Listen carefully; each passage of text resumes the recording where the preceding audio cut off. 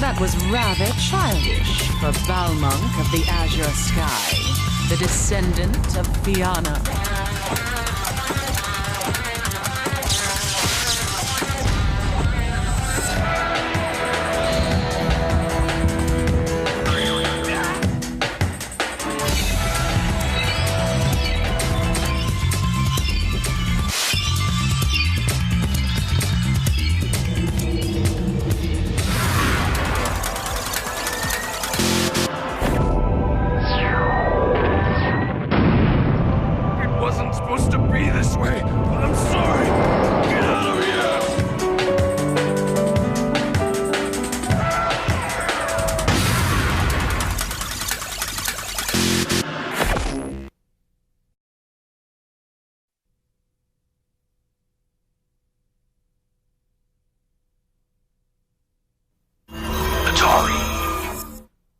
You know they're out there, in hiding, planning, waiting to make their move.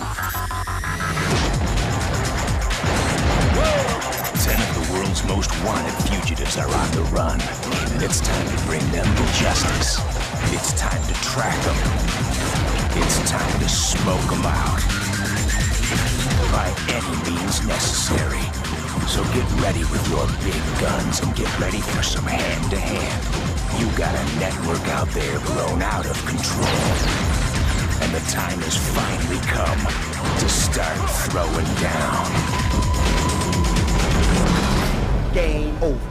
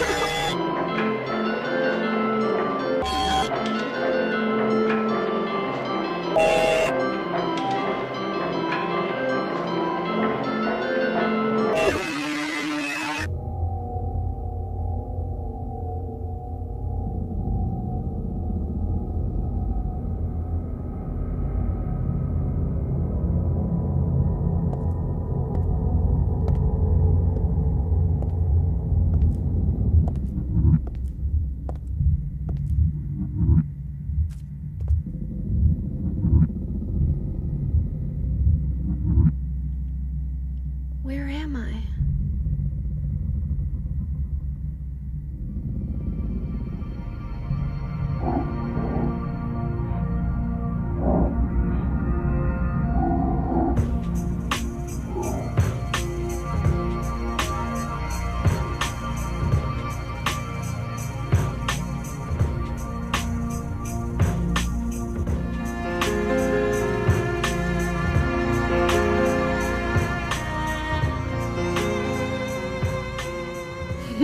Dad, it's me. Yeah. Sorry I didn't call sooner. Yeah, I guess I was. Anyway, I'm coming home now. Oh, I didn't get that thing you asked me to. Okay. Okay, I will. I love you too, Dad.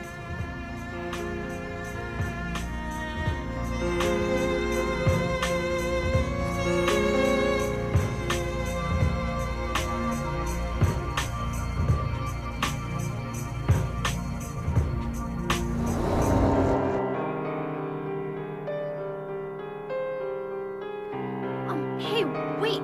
What's going on? Where is everybody? Those weird monsters? They have come to witness the beginning. The rebirth of paradise, despoiled by mankind.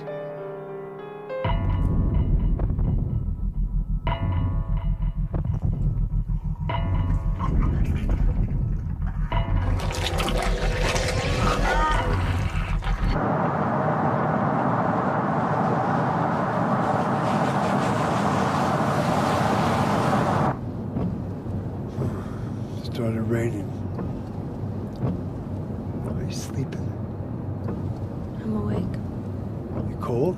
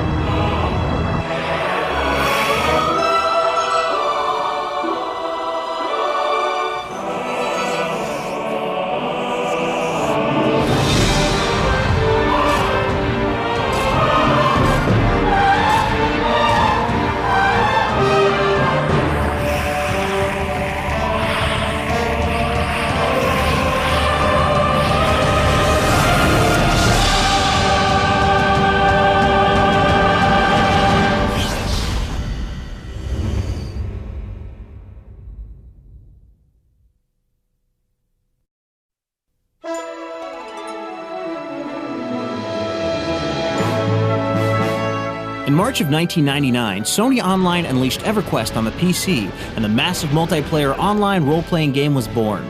With the ability to support over 2,000 players per server, EverQuest became an immersive world of dungeons, towers, crypts, and evil abbeys. There, players could customize and build their characters and begin a quest in a massive fantasy world. Since its release, EverQuest has garnered many awards and become a favorite of the online world. The fanbase has grown at a frenzied pace, with players creating their own fantasy character communities, selling and trading imaginary items and spells on online auction sites, and even organizing EverQuest conventions where fans can really get into character. And now, console owners will be able to make the leap into this incredible fantasy realm when EverQuest Online Adventures makes its debut on the PlayStation 2 in spring of 2003. EverQuest Online Adventures was designed to be a virtual world that could be played from your living room on your PlayStation 2.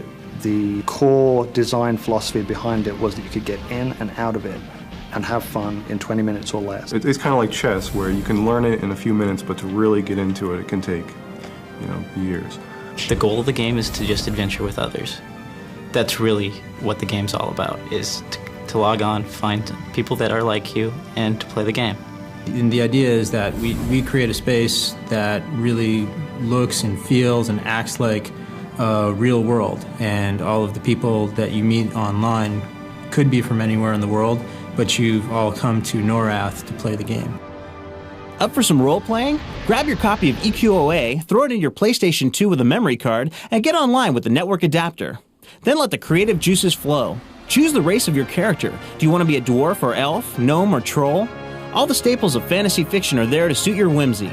Pick a race, customize and accessorize your creation, and you're ready to hit the cart paths of adventuring. You can play EverQuest Online Adventures in one of two ways, either as an individual or as a team member.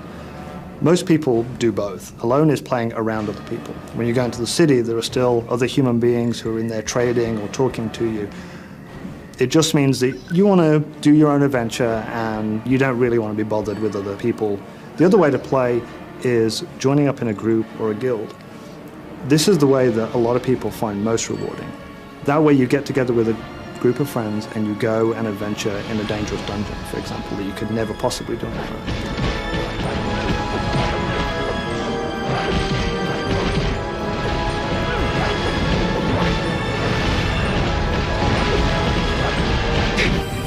Playing EQOA requires quite a bit of communication between players online, and with the PlayStation 2, you have options. In order to communicate with other players, you chat using a USB keyboard or with a controller using the hot buttons, which are keyed to certain commonly used phrases. But mostly you just type out and you just communicate like how you would in a normal chat room. This new version of EQOA will contain some new wrinkles, especially in time, like about 500 years worth. The existing EQ PC players, they have this rich knowledge base, and to find out what preceded all that is very exciting.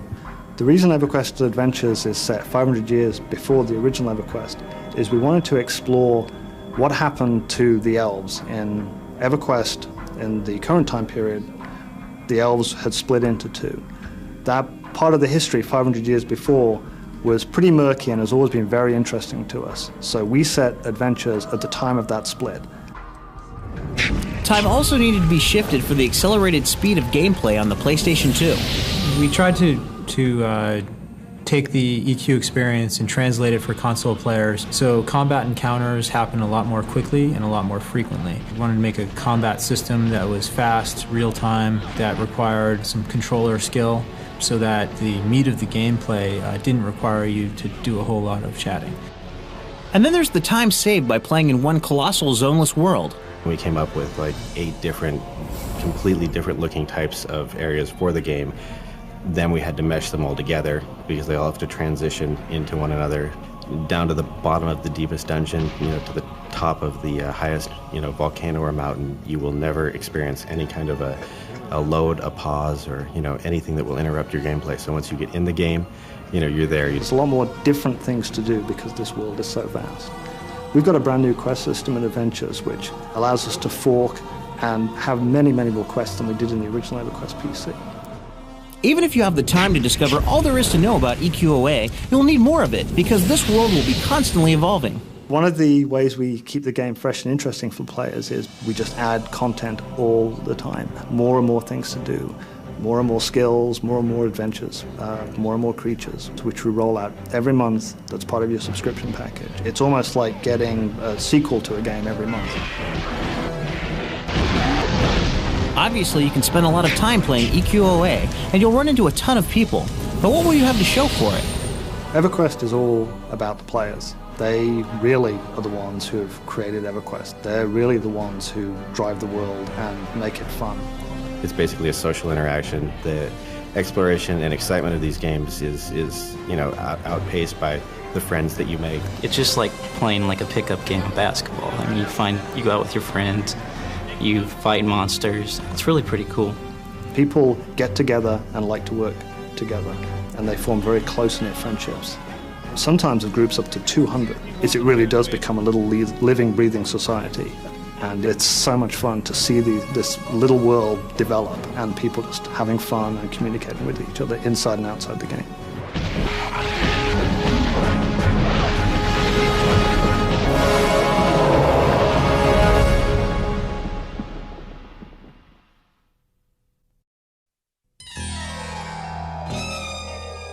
I remember when I was 11, that's the first time I watched Bruce Lee's movie.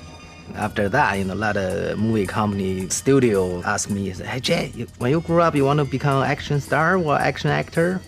I say, "Why not?"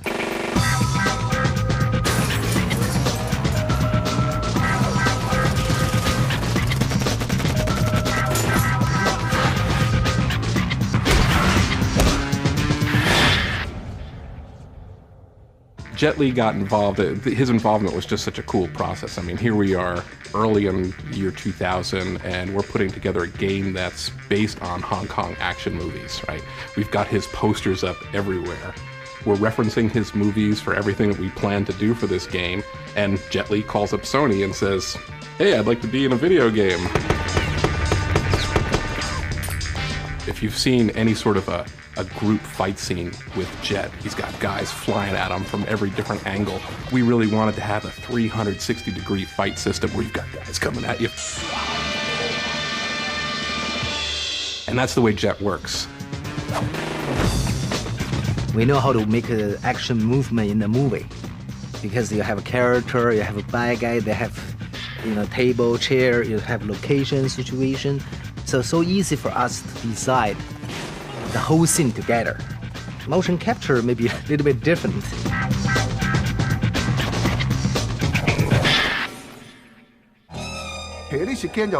Doing this game is pretty exciting. When I played a lot of games, all the actions were so simple. But for this project, we're using motion capture to give the characters more realistic motion.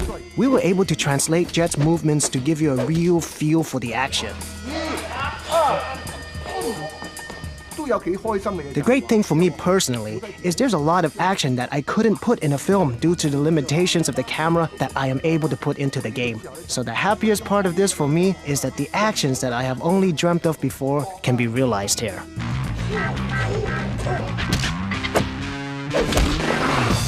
It's a good opportunity to work with Sony PlayStation, because the game, like a movie, is teamwork. I can do the movement, but I need a lot of special talented people around me to help. All the things that we're allowed to do, that we're able to do on the PlayStation 2, really are going to make this game special.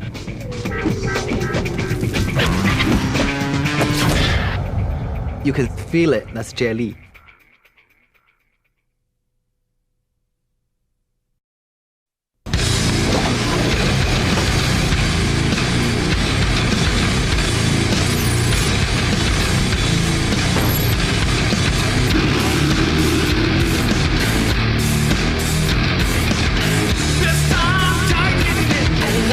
Yeah, I'm a Korn fan. Korn's great. I love PlayStation. I haven't really won a lot of stuff. I don't have a whole lot of luck. I called Live 105 on the radio. They were having a ticket giveaway, and it was a 6 caller. I kept getting cut off, and the line was busy. I finally got through. I won a PlayStation 2. I won backstage passes to the Korn concert. I was like, yeah! I started screaming. Everyone at work was looking at me like I was lost my mind. It was great. Recently, Korn and ATV Off-Road Fury 2 have been on tour together across the country. At each stop, one lucky fan won the chance to come backstage and play a band member in the popular new off-road racing game.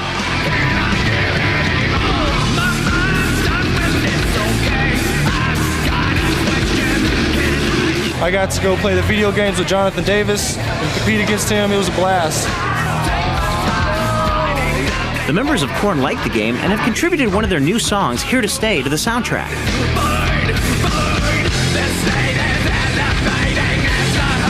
Here to Stay was a very aggressive song that we wrote. We thought it would be perfect for a game like this because you're ATV and you're out doing jumps, just getting crazy, and it just pumps up the adrenaline and it just helps add to the excitement of the game. Getting crazy in ATV Off-Road Fury 2 is easy. There are over 40 huge free-roaming environments, almost twice as many as the first game, that let you take the intense racing experience anywhere. Well, I first started playing it, I didn't read the manual, and I was getting my ass beat the whole time. So this time I read the manual, learned the tricks of jumping, how to get more air, how to do all that stuff, the tricks, and it does help. My driving style, I just go for it. It was fun. I was keeping up with him for a while, then I took the lead a couple times. I played dirty, I'd knock people off their bikes. Then I crashed, and then he just took the lead from there. I'm the champion out of everybody so far, so I guess I'm the best. ATV Off-Road Fury 2 can also be played online, and with thousands of gamers connecting from everywhere through broadband or dial-up. You know, I haven't even got to do the online stuff yet when we're on the road, so heck yeah, I'd love to try. I don't know, anyone, I don't care. You never know just who'll be online waiting to race against you.